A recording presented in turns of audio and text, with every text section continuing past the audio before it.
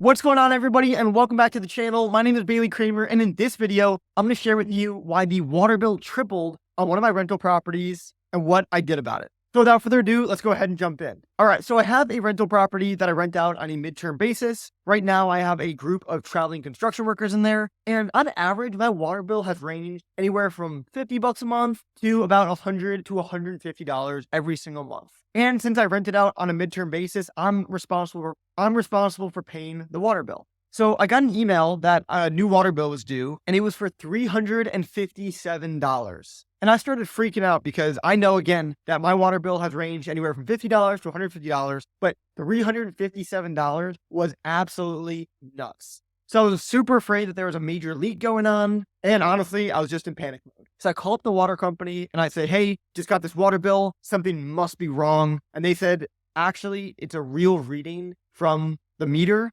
So chances are it's accurate. And I was like, shoot, okay. So then they said that they can schedule somebody out to come to look at it to just quadruple check that the meter is correct. I said, yeah, let's do it. And they said, okay, we're going to be about 2 weeks out on scheduling that appointment. So at that point, I wasn't going to wait 2 weeks, rack up even a larger water bill, and be screwed even more. So I called my handyman and I said, hey, here's the situation. My water bill nearly tripled from what it usually is. Can you please go over and check out whatever the issue is? I also texted my tenants at the same time and said, hey, have you guys noticed any water leaks anywhere? Anything weird going on? Because the water bill tripled. And they said, yeah, we've noticed that the toilet's been running nonstop.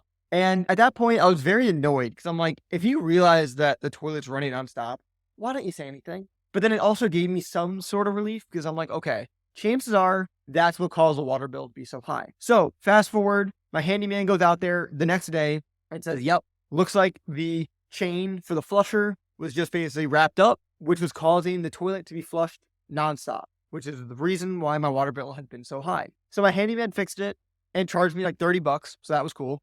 And now, only time will tell, my water bill should be lowered to hopefully that $100 to $150 range instead of this $357 bill I got. So a lot of lessons learned from this situation. I think first and foremost, always check your bills, because a lot of times when it's on auto pay, especially, you could forget about it and wait a couple months to even see how much money you're spending for different things. But if you're on it every single month, when the bill comes, then you can at least catch it and not have the issue compound month over month over month. The second lesson that I learned was more of a realization that as I have more rental properties, these things are just kind of inevitable to happen. And I honestly got lucky that this only happened to one of my properties, because imagine if I had 2 toilets at this property. Again, this only had 1 bathroom, but imagine if this is a 2-bathroom house. And then the usage doubled even from there. It could have been a way larger problem. So again, I kind of lucked out on this. And third and foremost, in real estate, things break. So just going into the mindset that things are going to break, things are going to need to be replaced, things are going to need to be fixed. And it's important not to panic, freak out,